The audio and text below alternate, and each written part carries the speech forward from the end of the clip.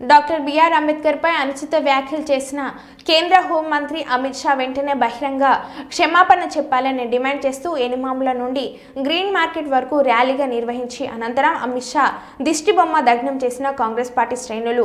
ఈ సందర్భంగా వారు మాట్లాడుతూ రాజ్యాంగం రాసిన అంబేద్కర్ పై అనుచిత వ్యాఖ్యలు చేయడం చాలా బాధాకరం.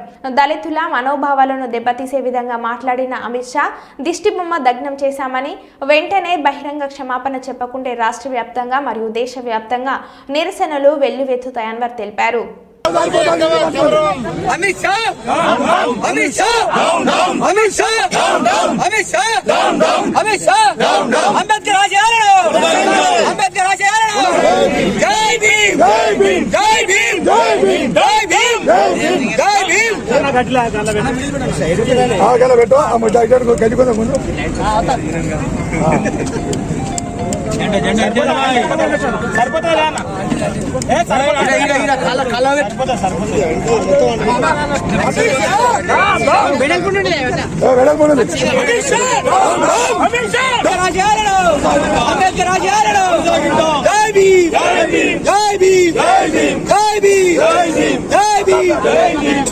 ఒక్కరు మంచిగా పోయి ఎందుకు చేయి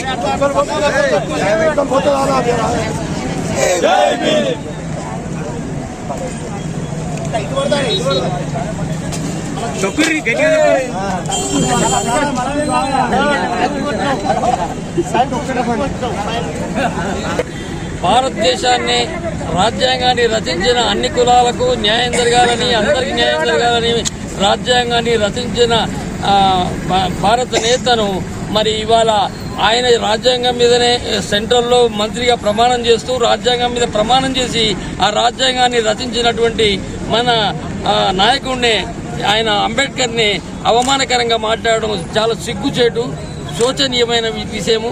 వెంటనే ఆయన మంత్రి పదవికి రాజీనామా చేయాలని చెప్పి రాజీనామా చేసి మరి క్షమాపణ చెప్పాలని మేము ఈ యొక్క ర్యాలీ ముఖంగా కోరుతా ఉన్నాం.